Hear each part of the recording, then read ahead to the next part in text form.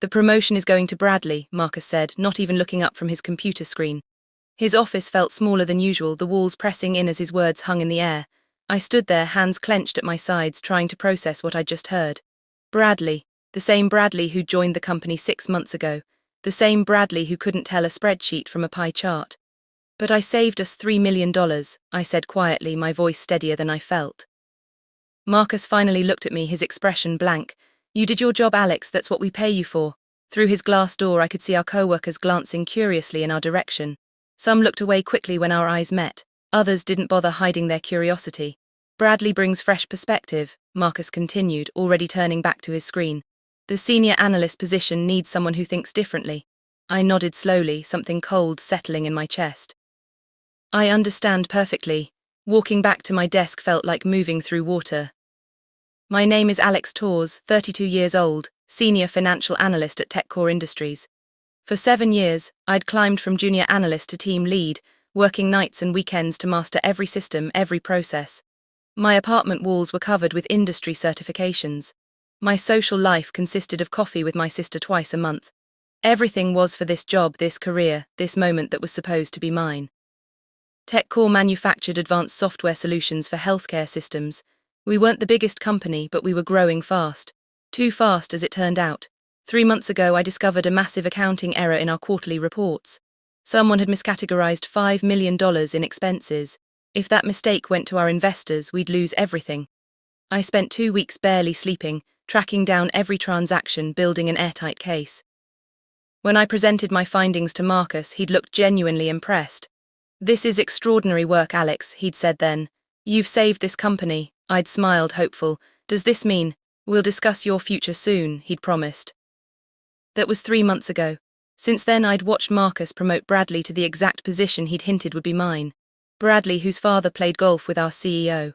Bradley, who wore expensive suits and talked about his connections. Bradley, who once asked me if Excel could do math automatically. I sat at my desk, staring at my computer screen without seeing it. My colleague Tyler rolled his chair over, his voice low. That's complete garbage, Alex. Everyone knows you earned that spot. I managed a small smile. It's fine, I'm fine. You're not fine, you found a $5 million mistake. You literally saved jobs, including mine. He paused, including Marcus's job. That thought hadn't occurred to me before. Marcus had been responsible for overseeing those reports. If my discovery had come to light publicly, questions would have been asked. Questions about who should have caught it first. My phone buzzed, an email from our CEO's office. All staff meeting tomorrow, 9 a.m, mandatory attendance. Major announcement regarding company restructuring. Tyler saw my screen. That sounds ominous. Yeah, I agreed, my mind already spinning. That evening I couldn't stop thinking about Marcus's dismissive tone. You did your job. As if finding a $5 million error was routine, as if anyone could have done it. I opened my laptop and pulled up my personal backup files. When I discovered the accounting mistake, I'd been thorough. I documented everything, original reports, corrected versions, email chains showing who'd approved the errors initially. I'd kept copies, not because I distrusted anyone, but because that's what good analysts do. We keep records. Looking at those files now, I noticed something I'd missed before, the approval signatures on the original incorrect reports. Marcus's name appeared repeatedly. He'd signed off on multiple documents that contained the errors. Either he hadn't reviewed them properly, or worse, he'd known about the problems. My sister Emma called as I was deep in the files. Hey stranger, haven't heard from you in weeks. Sorry, work's been crazy. Still waiting on that promotion. Her voice was gentle but knowing. They gave it to someone else. Silence. Then, Alex, are you kidding me? It's complicated. It's not complicated, it's wrong. The next morning the office buzzed with nervous energy. Nobody knew what the announcement would be, but restructuring usually meant cuts. People clustered in small groups whispering theories. I arrived early as always and found Tyler already at his desk. Couldn't sleep, he admitted. Keep thinking about today's meeting. Bradley walked past, coffee in hand, laughing loudly at something on his phone. He hadn't arrived early in his entire 6 months here. How does he not look worried?